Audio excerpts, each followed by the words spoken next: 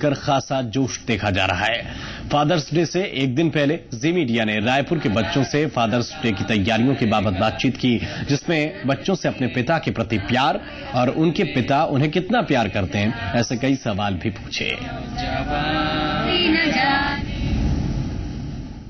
Fathers day एक ऐसा special दिन है जिस दिन अपने पिताजी को सभी लोग डेडिकेट करते हैं कि किस तरीके से उनके पिताजी होंगे और किस तरीके का प्यार उनके जीवन में उनके पिताजी को लेकर के होता है। यहाँ पे कुछ लोग हैं जिनसे हम बात करेंगे उनके पिताजी के संबंधों के बारे में। आप वो सारे काम जो करना चाहते हैं, क्या आपके पिताजी आपको मना करते हैं? कभी कभी कहते हैं, अगर उन्हें वो लगता है कि वो काम मेरे लायक नहीं है या मैं नहीं कर पाऊंगी या वो चीज़ मेरे लिए सेफ नहीं है, लेकिन जब मैं उन्हें कन्विंस कर लेती हूँ कि नहीं वो काम मैं कर पाऊंगी, मेरे अंदर कैलिबर है, तो वो मान जाते हैं। फिर जब वो सक्सेसफुली मान जाते हैं तो मुझे वो काम करने में और ज्यादा मजा आता है।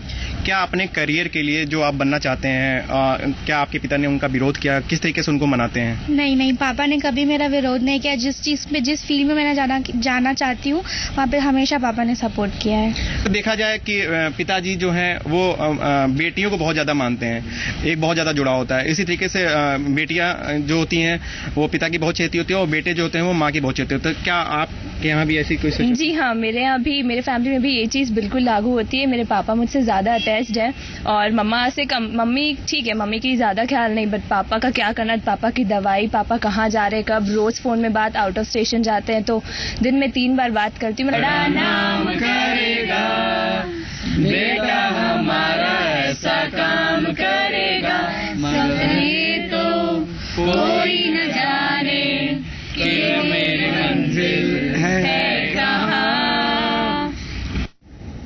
कुछ लोग ऐसे हैं जो अपने पिता का नाम कर रहे हैं और कुछ ऐसे हैं जो पिता का नाम डुबा भी रहे हैं। आज फादर्स डे है। हमारे संवाददाता ने इस मौके पर कुछ ओल्ड एज होम का जायजा लिया और जानने की कोशिश की कि आखिर क्यों बच्चे माँ बाप को ओल्ड एज होम में छोड़ जाते हैं या फिर क्यों माँ बाप खुद ओल्ड एज होम में आने को मजबूर हो जाते हैं। एक रिपोर्ट आप देखिए। विश्व में किसी भी देवता का स्थान दूजा है, माँ बाप की सेवा सबसे बड़ी पूजा है। लेकिन मैं आपको वृद्धा आश्रम की आज वो स्थिति दिखाऊंगा जहां बुजुर्ग माँ बाप अपने जीवन को जीने के लिए मजबूर हैं। हर किसी को उसके माता पिता अपनी उंगली के सहारे चलने का, जीने का सलीका सिखाते हैं। धूप में छांव बनते हैं, हर दुख को अपने सीने में छिपाकर बच्चों को सारा सुख देते हैं। लेकिन जब बच्चा बड़ा होता है तो वो दुनियादारी और नफा नुकसान सोचने लगता है। जिस माँ बाप ने कभी उंगली के सहारे चलना सिखाया था, उसे ही वो जीवन के उस मोड़ पर अकेला छोड़ देते हैं जब उन्हें उसके सहारे की जरूरत होती है।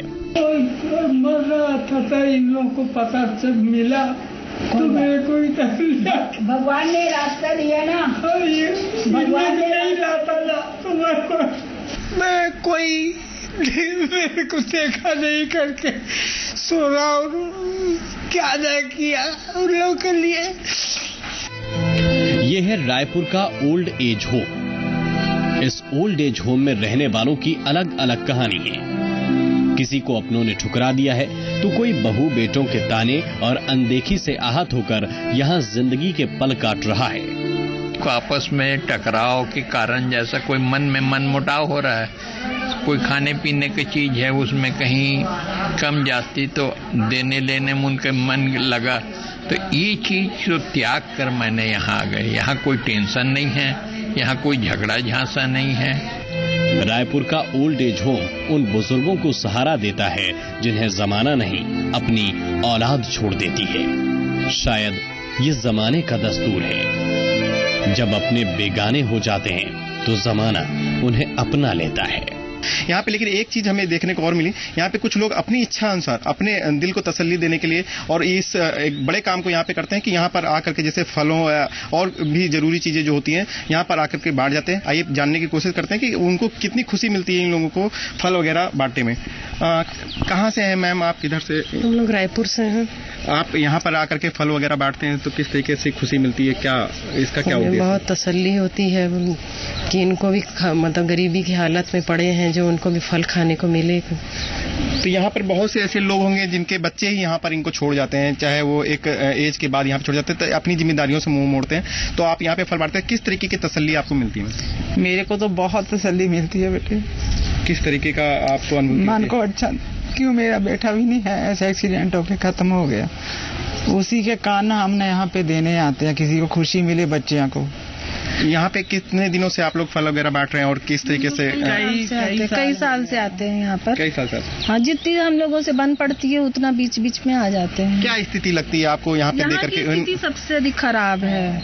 जैसे शहर के बीच में जो है आश्रम, वहाँ की स्थिति ठीक है, लॉयंस क्लब मेंटेन करता है।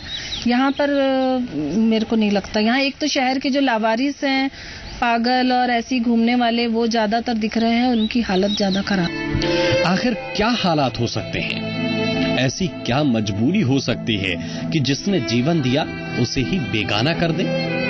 जो माँ बाप बचपन से जवानी तक बच्चों को पालते हैं, वही बच्चे उनके बुढ़ापे का सहारा नहीं बन पाते। ये मजबूरी या हालात नहीं है, बल्कि इंसानियत का मर जाना है। कन्हैया शुक्ला, जी मीडिया, रायपुर।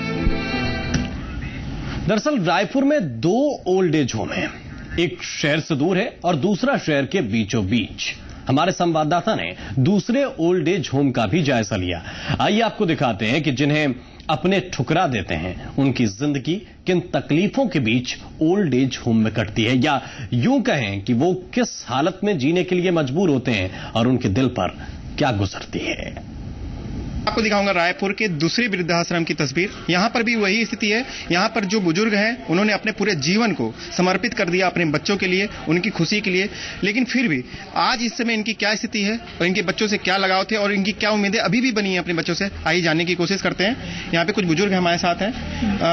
दादा, आप यहाँ पर हैं, आपके बच्चे कभी आपको देखने नहीं आता है? नहीं, 3 लड़के हैं और 3 लड़के हम आपके सामने जिंदा जिला गोरखपुर का रहना, मित्र गोत्र सारी संपत्ति ले लिए।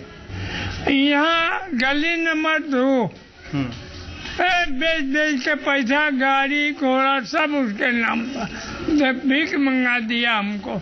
आपको कभी याद आती है उनके पास? आप अपने बच्चों के पास रहना चाहते हैं? क्या याद आएगा जब हमको भीख मंगा दिए ये लड़का, और मित्र गोत्र करके पूरी संपत्ति, घर दुआरा, 3 पौने 3 बीघा जमीन हमने बनाया, घर 7 घर का हमने बनाया, घर के अंदर नल करवाया हमने। वृद्धाश्रम में रहने वाले लोग, इतना दर्द आप सोच नहीं सकते, इतना दर्द इनकी आंखों में होता है, इनके मन में होता है, इतना कष्ट होता है कि एक अपनी बातों में इनका दर्द साफ साफ छलकता है। मेरा नाम दिलीप दास है।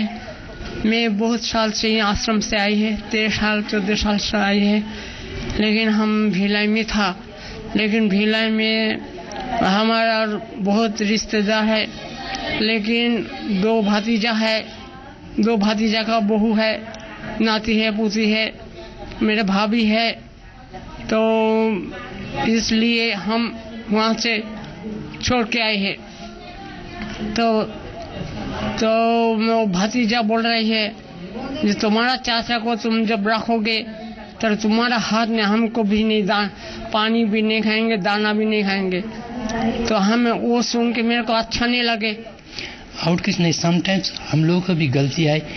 इल एडुकेशन एंड इमोरल एडुकेशन जिधर होता है उधर ऐसा होता ही है।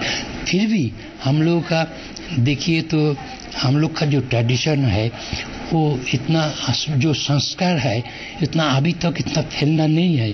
तो ये जो 2, 4, 5, 10 जो केसेस है वो देखेगा तो बहुत वास्ट केसेस में एक नॉमिनल केसेस है। वृद्धाश्रम की कैसी तस्वीर है ये तो आपने देखा ही, कितना दर्द है। यहाँ पर वो लोग हैं जिन्होंने अपना घर भी बनाया और अपना परिवार भी। आज ना उनके साथ उनका घर है और ना ही उनका परिवार, लेकिन फिर भी वो इस आस में जी रहे हैं कि उनके बच्चे आएंगे और किसी दिन उन्हें ले जाएंगे।